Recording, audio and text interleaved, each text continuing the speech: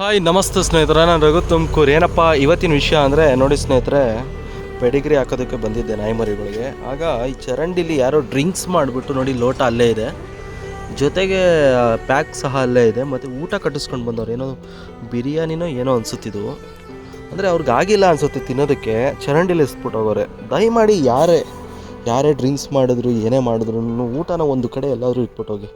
ಯಾವುದೋ ಪಕ್ಷಿಗಳು, ಒಂದು ಇರುವೆಗಳು, ನಾಯಿಗಳು ಏನಾದರೂ ತಿಂತವೆ ನೋಡಿ. ಈ ಥರ ಚರಂಡಿಗೆ ಎಸ್ಬಿಟ್ಟು ಹೋದಾಗ ಈ ಚಿಕ್ಕ ಚಿಕ್ಕ ನಾಯಿ ಮರಿಗಳು ಏನು ಮಾಡ್ತವೆ, ತುಂಬ ಹೊಟ್ಟೆ ಹಸಿದಾಗ ಅದು ತಿನ್ನೋದಕ್ಕೆ ಅಂತ ಇಳಿದ್ಬಿಟ್ಟು ಹತ್ತೋದಕ್ಕೆ ನೋಡಿ ಜಾಗನೇ ಇಲ್ಲ.